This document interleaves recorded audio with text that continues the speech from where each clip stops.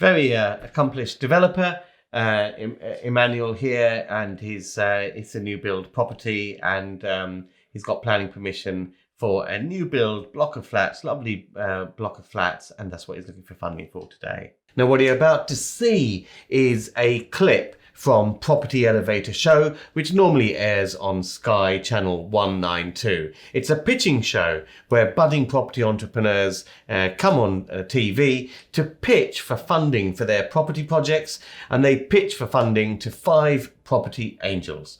The property angels that feature on the show are John Howard, Helen Chorley, Paul Mahoney, Nicholas Wallwork, and myself, Ranjan Bhattacharya. So without further ado, let me hand you over to the show's presenter, Elizabeth Warburton. Emmanuel, welcome to Property Elevator. It's great having you with us. Thanks for having me. So tell us a little bit about your deal. So I've got a 9-unit new build scheme in Purley, Croydon. Okay.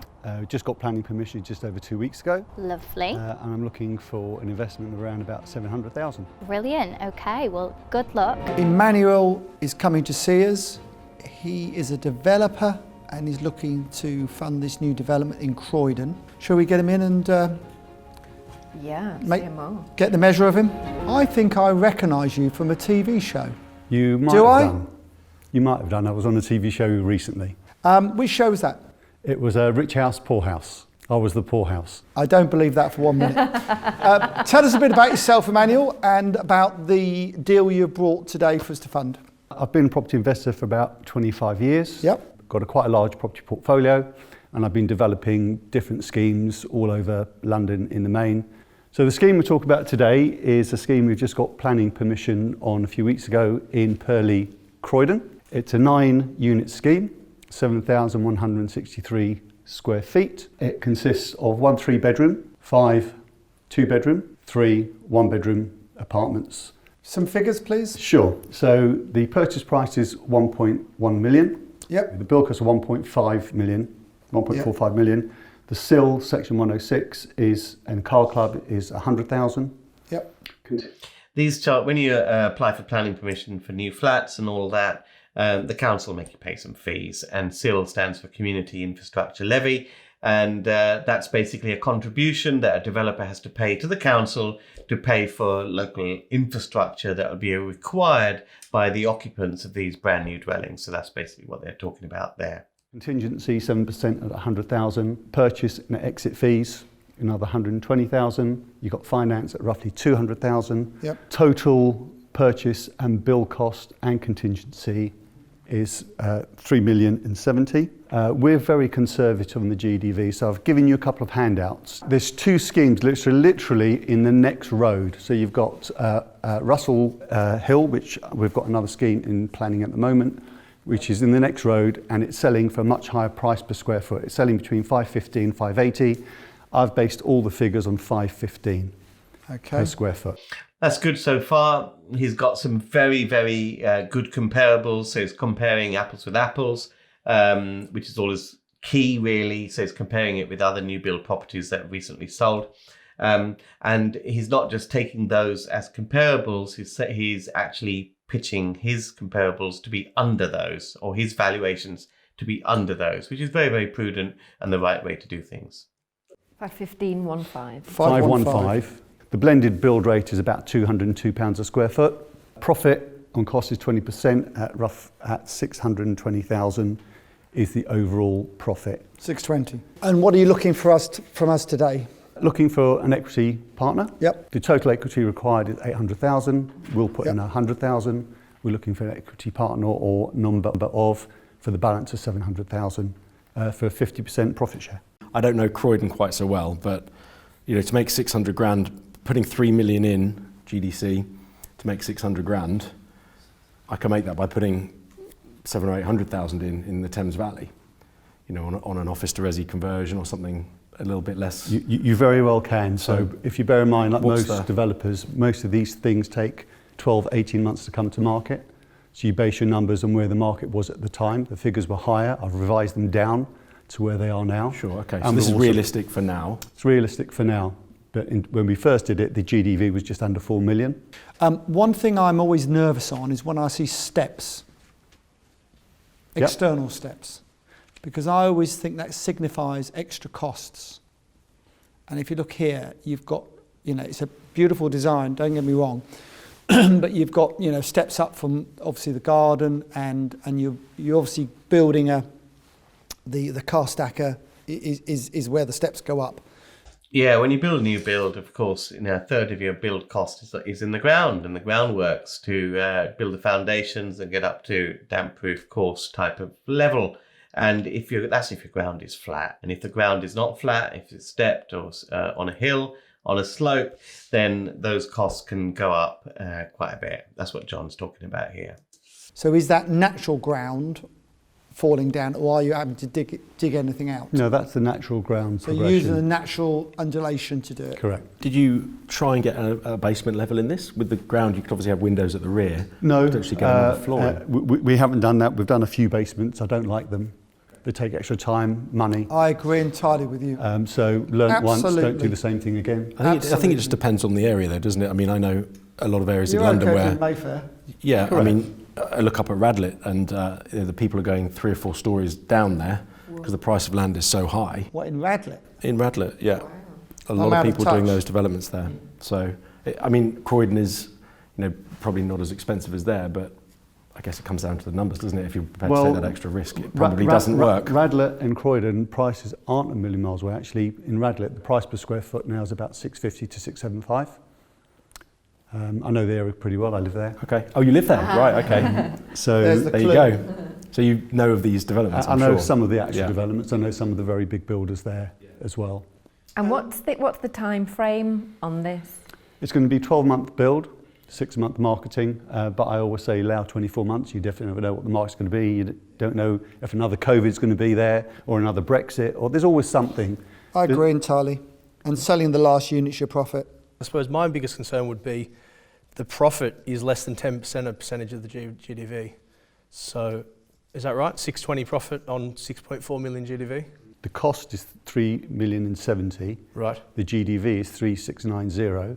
So it's 20% on cost. Right. Okay. All right. Sorry, I misunderstood that. Yeah. And again, I've been very conservative. I could have come in here with inflated figures, but that would be wrong. Yeah. So it's, when you're doing a development, from all the years of experience, you always undervalue, because you just don't know where the market's going to go. If it goes to the figures where we think it is, it's just extra profit. If Exactly. And that was my point, is obviously the market's relatively good in Croydon at the moment. It could come down by 10%, and that, yeah, fine. And I've done a sensitivity analysis of 10% increase in build costs, 5% down in GDV, and there's still a profit of 300,000 even on those particular figures. And again, it's not including the parking or the freehold, so there's a bit of movement in there at the same time. It's a beautiful scheme. I've seen some of the things you've done in the past, and I know the calibre and the quality that you deliver. So, no, it's very interesting. It's like my jackets. I like things to be a little bit different. A little bit of flair. Like Unique. that. You've got all the flair I have not got. But what I have got and what I can bring to the table, I think, is a little bit of more realism perhaps to the deal, where you need, in every partner, you need to be different. So you've got the flair and the enthusiasm and the experience of doing these, and I can perhaps bring a bit more hard-nosed side to it, as it were. So I quite like that. I wanted to explore a little bit about the build costs. Yep. We've got this sort of timber frame and all that sort of stuff, but what about the groundworks? Because it does seem a sloping site and all of that. Has that all been... So again, we should have a firm design and build price in the next 7 to 10 days. And the indication, including the timber frame, is 1.45 million. And I'm hoping to shave a little bit off of that, but that's where it looks going to be. Plus the contingency of another 100,000, which we'll probably use. It takes you up to 1.55 million. I've put extra cost on the finance of 200,000. It won't be as much as 200,000. So there's movement in there to allow for it. For any, so the build cost is plenty there. It's not really for me. I think for me personally, it's too much cash in for not enough return. I'm not saying it's not a good deal, because it's probably more for one of you guys than it is for me. So I'll withdraw first.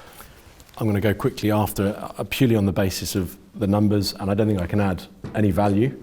I think you know exactly what you're doing. I like to go into deals where I can add the value, and that's the passion I have in property, is like you as a developer, I want to go in and create something and create that value, and I get a buzz out of that. Yeah. So I don't think I could get excited about the business aspect of it, because you've already nailed that and you've nailed the design. So yeah, unfortunately I won't be investing on this occasion, but it's a great site and I'm sure it'll be amazing. Thank you. See, this is right up my strasse. Someone who knows what they're doing, someone who's got a proven track record, somebody whose numbers are sensible. My concern on it is the return on investment numbers in terms of the time frame. So the return on investment in terms of the 620 that we're looking at is 44% over 2 years.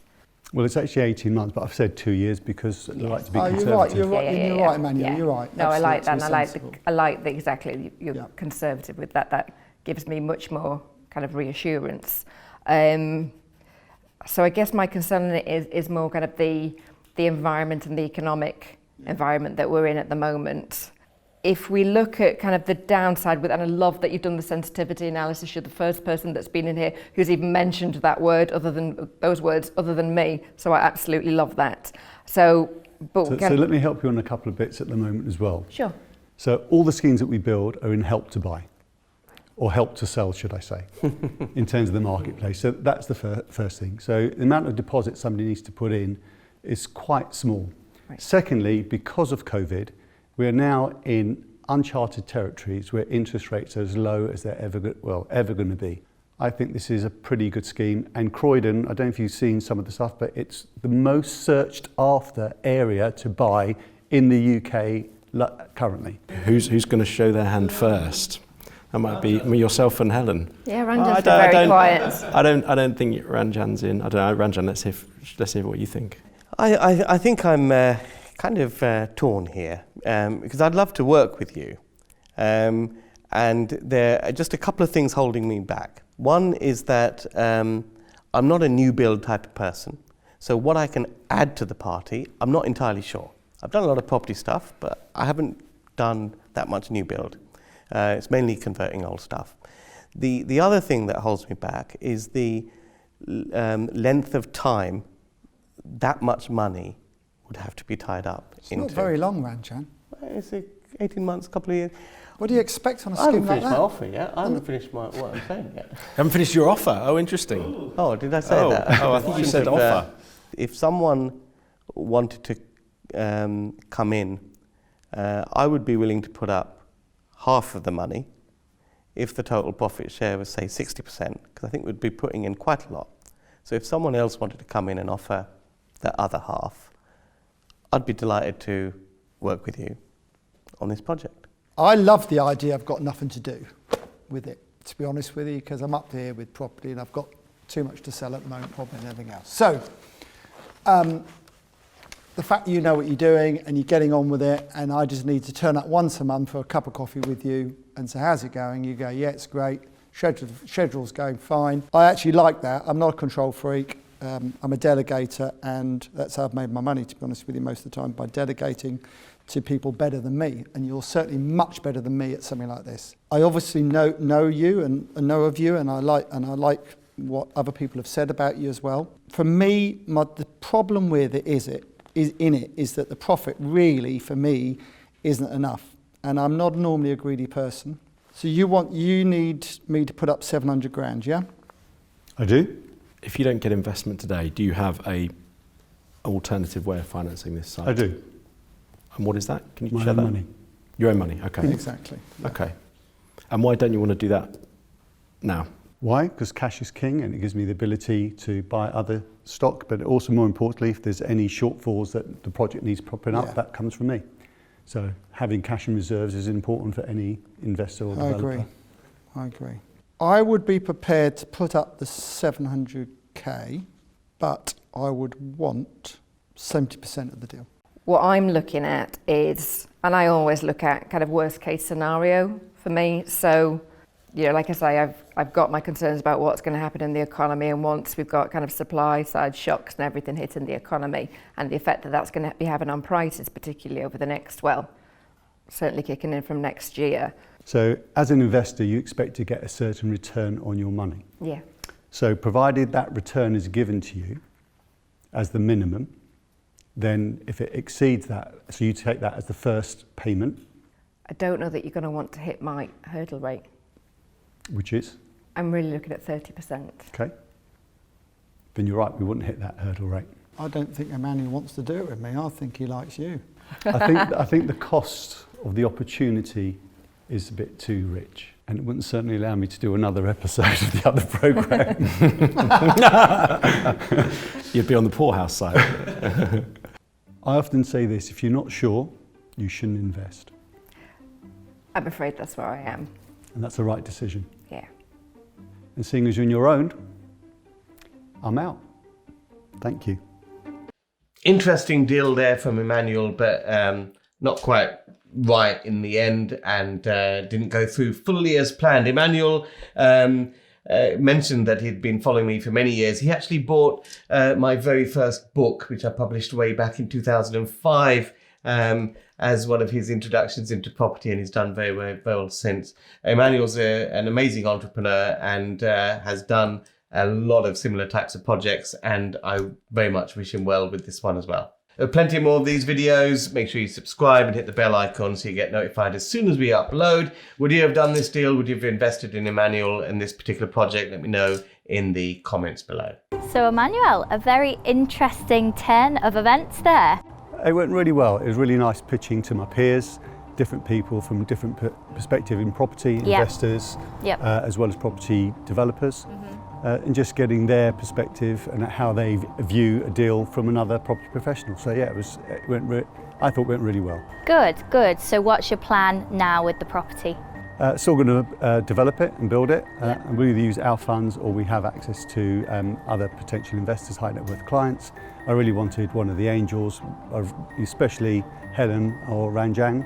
I've been following them for quite some time, so it would be nice to have worked with them. Yeah, okay, great. Well, best of luck with it, and keep in touch and let us know how it goes. I will. Thanks. Thank you. Pleasure.